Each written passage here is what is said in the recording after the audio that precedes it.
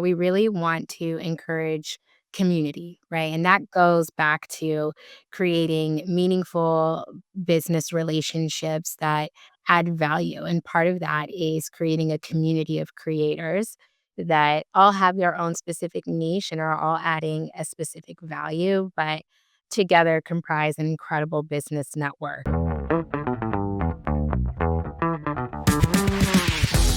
Hey Alana, welcome to the show. How are you? I'm great. Thank you for having me. Excited for this conversation. Absolutely. Today is going to be very meta because we're going to talk about podcasts. Podcast, I'm pretty sure that is not the first time for you. But I think it is for me. Maybe we kind of cover in the past, but not with someone that is, expert 100% on the topic. So I'm very excited that maybe I'm gonna, most probably gonna learn something about, podcasting that I don't know since I've been doing quite a few episodes of the podcast myself. Before we get started with that, why don't you tell us a bit more about yourself? We use this thing called the map. Basically, it's the mission, the achievements, and the purpose. So we would like to start with what do you aim to, achieve with your work. Achievements meaning anything that you're very proud of, notable milestones in your life or career. And the last one is the purpose. So why do you do what you do? So, my mission as the head of partnerships at creator partnerships at HubSpot is to grow the reach and demand of HubSpot by engaging best in class creators. That is the mission of our team and, of course, my mission. Personally, I love working with creatives. So anything that I can do to support creators is something that is going to motivate me and just keep me really excited. In terms of accomplishments, we have built such an amazing, sophisticated program at HubSpot. I think in terms of working in the B2B industry, we are certainly a front runner in terms of our creator program. We've grown it since 2021 till now to be incredibly just sophisticated and successful. We work with podcasters, YouTubers, newsletter creators, social creators, so LinkedIn, Instagram, TikTok. And yeah, we've done a lot in the space. I actually didn't really realize how incredible I've always known how incredible my team is, but how much we have grown as a program until probably recently. I think we always have blinders on and we're just growing and innovating and building things so quickly and always thinking about growing and scaling. And it's only been since recently that I've kind of reflected on all that we've built, and I'm really proud of that. So, our purpose is to really engage creators in a meaningful way, right? So, I think yes, we are a brand, we are an advertiser, but at the end of the day, we want to build meaningful relationships with creators that are mutually beneficial and that creators, find value in.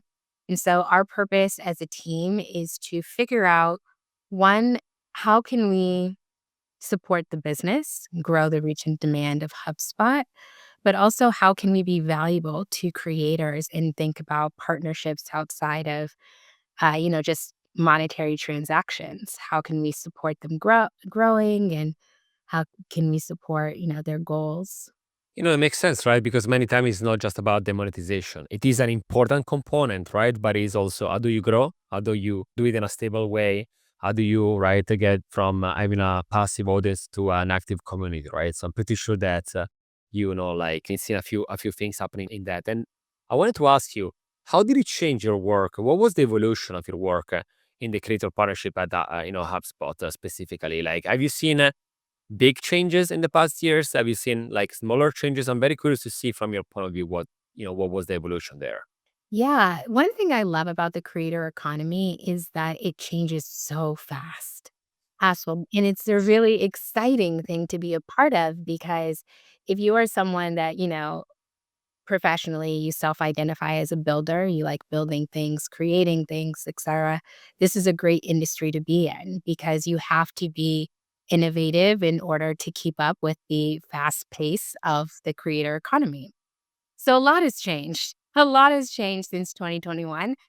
When we first started the podcast network, it was like pandemic, everyone was listening to podcasts, or it was really a time when the industry was really booming. And not to say that it isn't now, it certainly is, but a lot of people were discovering podcasts for the first time. And so what we saw, we really capitalized on that. And I think a long time ago, there was a stat that the average person listens to about 6 or 7 podcasts. And so what we were trying to do at that time is to get at least each person to listen to 3 or 4 of ours. That was a really exciting time, but since then, we found other platforms that are growing and that we wanna be a part of. I think the platform to watch right now in terms of the B2B industry is going to be LinkedIn. A few years ago, maybe 5 years ago, I don't know, but it all feels like a blur, to be honest, but when I used to think of LinkedIn, I used to think of a place where you put your resume and you get a job. And that's not necessarily the case anymore. LinkedIn has really become a place for content creation, and they launch new features all the time to encourage creators to make more content on the platform. And from a consumer standpoint, it's definitely become a place for education around your profession. Who do you follow and how can you become a better professional by, having these what I call, on-demand business mentors. And you can find a lot of that on LinkedIn. So I think we're seeing a lot of growth there, and we're really excited to be a part of that growth. And circling back on the podcast network, right? Yeah, first of all, it's funny when you say, right? Many people, right, find out about podcasting in 2021, right? When feed RSS, right, have been there for ages. I still remember, right, in the Web 2.0, basically people recording. Maybe the technology was not there, right? It was MP3s, basically uploaded on the internet, right, and then distributed through feed. RSS. And after that, everyone kind of opened a podcast during this period. A few people made it like really work on longevity of the episodes, and others instead they recorded one episode and was it that like that. So now I think that there is a database outside there of a few millions, right, of podcasts. Some of them very successful, some that were kind of an experiment. How do you find those podcasts that you want to include in your network? What are like the criteria, the factors that you look into to be like, this is gonna be the next a podcast that we want to include in the network? Yeah, there's a few things. One, when we listen to shows, and we're always gonna listen for production value, right? Mhm. So we want to ensure that our partners have high production and that they're making a great show editorially, from a technical standpoint, all of those things. So that's like your first check mark. Yeah. The second is the host. So, is the host personable? Is it someone that you trust? Is it someone that, for us, we're an advertiser. So, we want to make sure that the audience really trusts and respects and admires the host. And we can see that through engagement with the podcast. And we can see that, yeah, like through their social profiles, etc. And then I guess the third would be audience alignment, right? So, how does this show provide value to the people that we are trying to target specifically? So, at HubSpot, we're looking, we work with shows that cover marketing, sales, entrepreneurship, leadership, tech, and AI.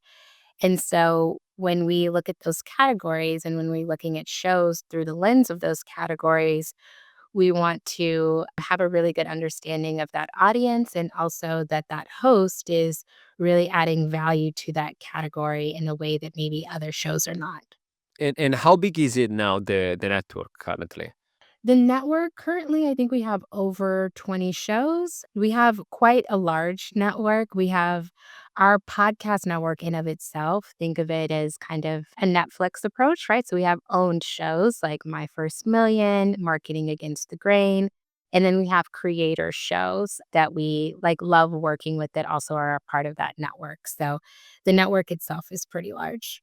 Amazing. Yeah, I've been, listening for, for a quite good time for my first million. It's, I think I always find it very helpful, especially for entrepreneurs like me, right? About talking the do's and don'ts and ins and outs of business. Definitely a good show there. Do these different shows help each others in any way? Like, do they kind of add, let's say in the description of the episode, hey, you can also check out this other one that can be relatable for you. Like, what is the help and the sort of mutual, like any beneficial, like, mutually about podcast there? Yeah. So, one thing about our network is, we really want to encourage community, right? And that goes back to creating meaningful business relationships that add value. And part of that is creating a community of creators that all have their own specific niche and are all adding a specific value, but together comprise an incredible business network. And so, what we can do because we focus so much on sourcing and really bringing in best in class creators is that when you listen to any HubSpot podcast network show, you're going to hear two advertisements. You're going to hear one for HubSpot for our CRM, and then you're also going to hear an advertisement for another show in the network. And this was pretty unique to us when we started in 2021. We didn't start with, 30-day flights. We partnered with creators for 2 years. And so during that 2 years, we were able to promote their show and really help their show grow. And so that's one key component about the podcast network is that when you join, we are running ads for your show on other shows in the network.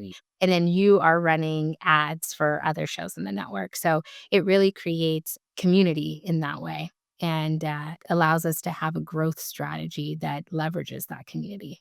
And still on the topic about growing a podcast, it's not easy, right? It's one of those things that might be for many people, challenging. And I talk with many people, creators, entrepreneurs, marketers, and they said that I mean the production, of course, is very important. But one of the challenges for many people that I talk to is again, how do you grow it? How do you bring it in front of people, right? We all know that sometimes still podcasting has this discoverability type of issue, right? Because unless you really have maybe an existing audience, so if you're not part of of a network yet, right? So where you help each others out, what are some of the other tips in your opinion that someone that is either just get started or someone that feels stuck, right? And being stagnant with maybe their audience, they cannot get to the next level in terms of listenerships. What are some of the maybe the tips and tricks, strategy, tactics that they can take action today already to get to the next level? I remember answering this question, I think it was a couple years ago at Podcast Movement. And I think that this is something that, everyone kind of wants to know what are the growth tactics and how can I get there, not dependent on I'm already a large show. Maybe you're just starting out. So I would say networking is always a great way to go about it. It's specifically networking with other podcasters. So finding people that have complementary values to your show. So maybe, you run an influencer marketing show. Maybe you're on a different marketing show where they're talking about other kinds of marketing tactics and you're talking about specifically influencer marketing. And what that will allow you to do is you will have the entire episode to really dive deep into your value proposition. So, why should someone listen to your show? Hmm. The value in that is that, yes, you can run advertisements for your show and have 30 to 60 seconds, but why do that when you can talk on a show for 25, 30 minutes and really talk about your purpose, your achievements, like all the things, why you do what you do? That's really what's going to bring people to your show and also create a space for them to start trusting you by getting to know you. So I would say, being a guest on other shows is a really great tactic that doesn't require a lot of money, if any. All it requires is for you to network and, become friends with other podcasters. There's also a benefit there because for so many creators that we work with, they work from home. They're kind of our solopreneurs for, the beginning of their business.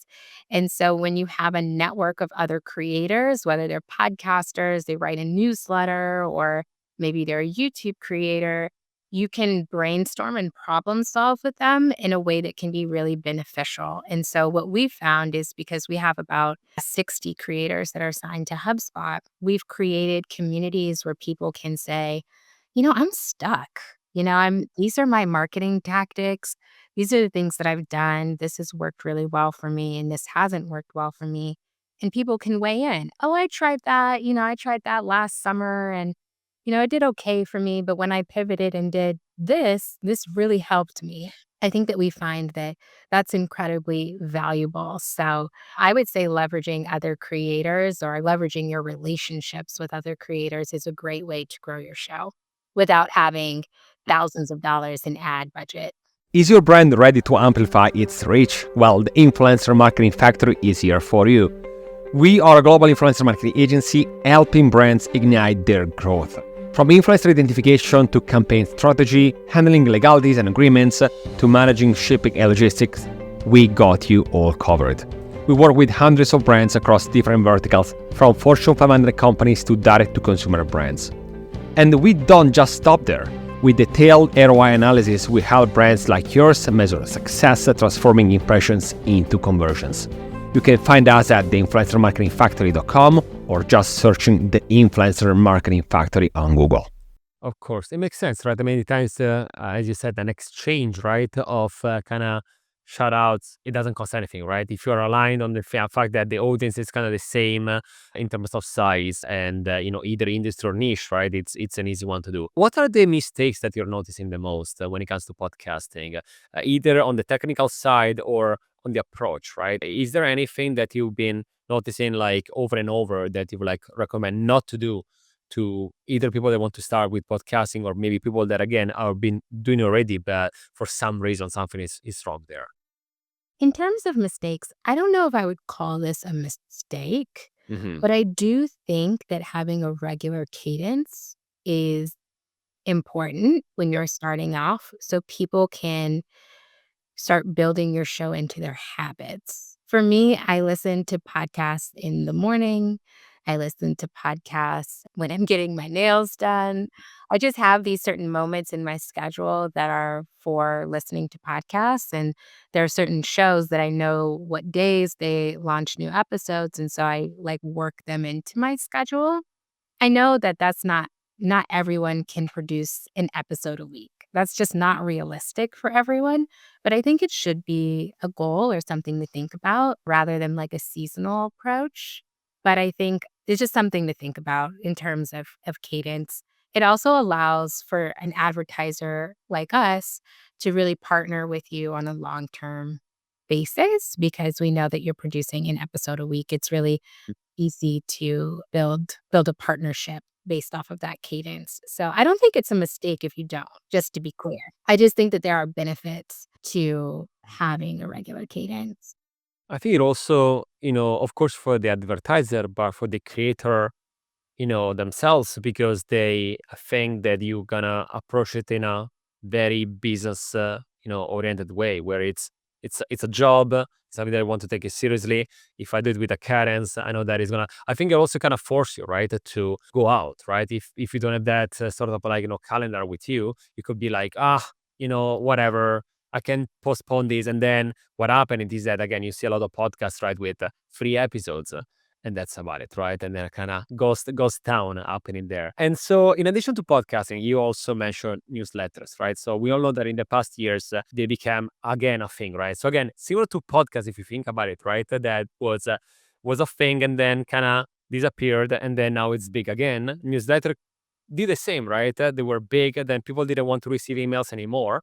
And now they were big, like, they got popular again. Why do you think that now B2B creators are starting to take it off so much again? You mentioned before LinkedIn that it changed from only resume type of thing to networking, content creation, and so on.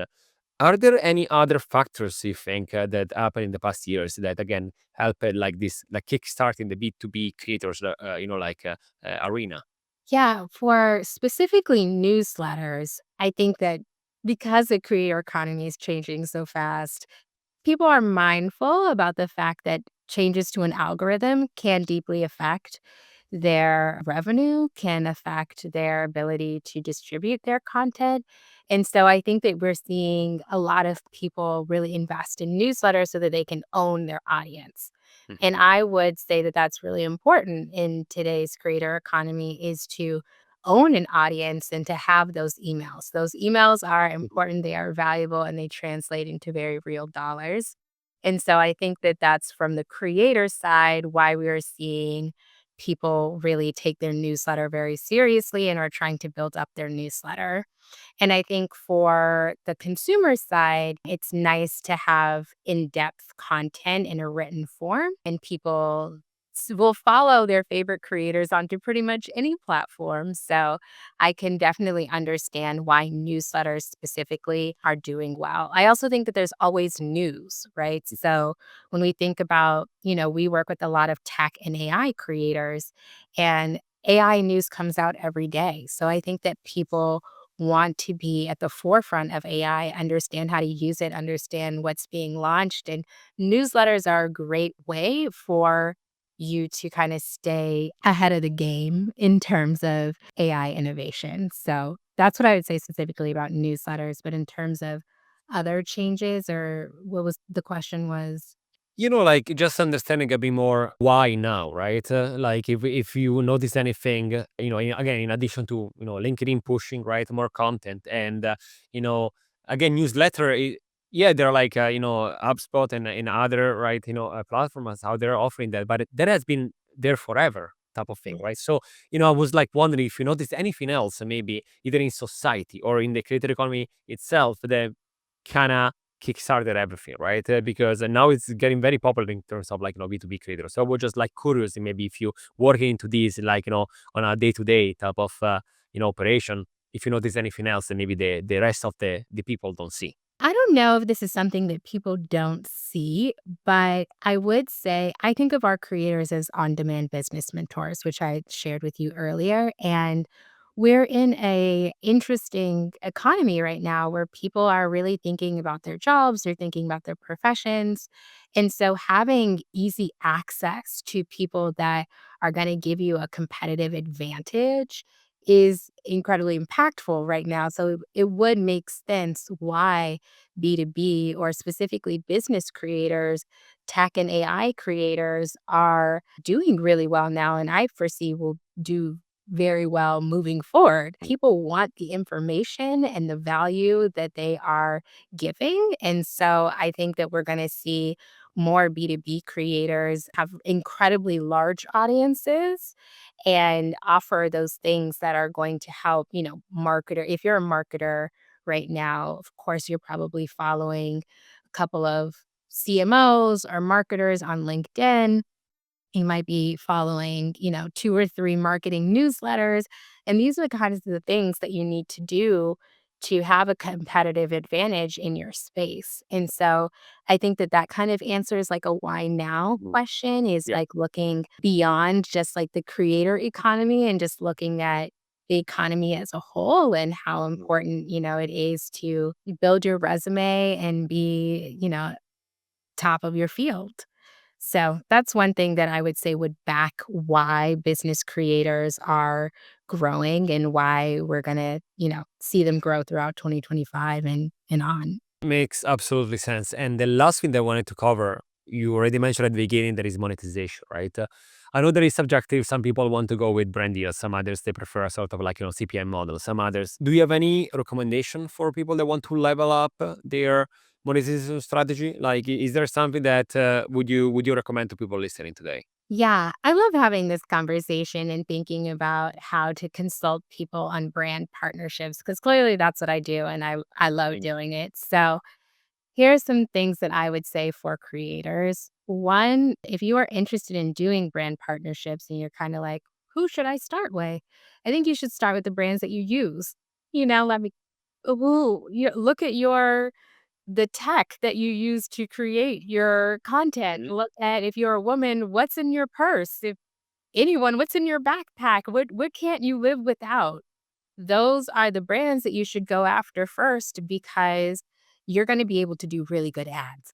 Like, Mhm. you are gonna be able when and also, you're not sacrificing the trust that you have with your audience or this brand partnership. You're saying, "Hey, I use this every day. I find it incredibly useful. I think you will too." And you would probably already recommend it to your audience because you love the product. We find that quite a bit with some of our creators that actually use HubSpot to run their business, right? And so when they do ads, they can go in depth into why our product is incredibly beneficial to them growing and scaling their business. So that's the first step I would just say Mhm. is like look Mhm. at what's around you and go after brands that are already a part of your life. In terms of the monetization piece, I would also say there's, getting your foot in the door.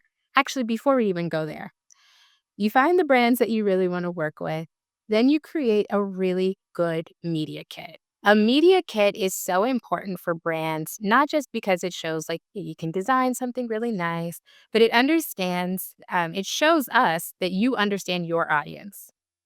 You know who's listening to your show, you know where they are located, you may know their ages, you have maybe some other qualitative data. This is where also newsletters comes into play because you can send out surveys and newsletters and get some real-time data from your audience that you can offer to those brands. So say for example, this is probably a really bad example, but I'm staring at my water bottle right now and it's a great one. And if I'm like, okay, I use this water bottle every day and, I want to work with this brand, then when I share this, maybe I want to ask my audience, what water bottle brands do you buy? And list the brand that I'm interested in to see if other people in my audience already are using it and how often maybe they drink from their water bottle or do they take their water bottle everywhere with them? And when you're able to bring that like unique data, right? There's the stuff that's on your back end, right? Like the number of listeners you have, where they're located and in the globe, around the world, their ages. But when you can go deeper and say, these are the things that my audience really values. These are, if you're in the business space, these are the professions that they have. This is where they are in their professions. So I'm mainly talking to C-suite executives or I'm mainly talking to people who are just starting their careers. All of that information is incredibly important to a brand. And it really shows that you're taking your content very seriously. And you also take your audience seriously, that you value them and that you know a lot about them. And for us, one of those clues is when creators say that they have like community events or offline events where they're having one on one conversations with people that follow them. They're getting insights and getting really deep into how their audience members think and why, they're listening to their show. So I would say like that's the second step is figure out the brands, create a media kit with some unique, incredible data that you gathered from your audience, and then third is to think about like what type of creator partnership business model works best for you. I always think it's great to go for brand partnerships that are going to give you longevity and that are going to, guarantee you revenue over a course of months, right? So once you maybe experiment with a brand, you run a few experiments, a few advertisements, you want to make sure that they do really well, and then once they do really well, you have, like, kind of some leeway to negotiate a long-term partnership. And I would say that that's best because instead of working with 30 companies, you only have to work with 3 or 4, and you really know their products, and you're really good at doing their ads because they're things that you use every day. I think that that should be the goal. So that's how I would approach it if I was a creator. No, amazing. Very actionable items. I think that they can also work for, B2C, right? Because if you think about it, it's the same concept, right? The product that you already use, media kit is always going to be very important, and longevity. I really like this one, right? Because I think that's, nothing against, right? Those creators and influencers that every week they are promoting something different, but even based on our studies and our reports, we noticed that whenever we ask to people, the same audience needs to see the same message and product a few times, right, before they either buy or they remember it. And if you only do a one-off, sometimes could be not enough, right, for people to remember that because there is so much going on, right? We are bombarded by messages every single day. So I really like the idea, right, of goal longevity, maybe do 1 year together with a brand, just a few selected ones. Your audience, your followers don't get confused too much, or you're not getting too many different messages all the time. And it helps, right, for attention and like a recall of the ad. There are so many factors there. Thank you so much. This was great. Thank you. I know that either creators and the marketers listening today, they are definitely taking notes and already acting on all these very again actual items. So thank you so much for sharing that with us. Yeah, of course. I'm happy to do so. This was such a fun conversation and best of luck to all the creators out there. Hope you land the biggest brand deals for the longest amount of time. Absolutely. Sending good vibes to everyone listening today. This was the Influence Factor by the Influencer Marketing Factory, and I'll see you in the next episode.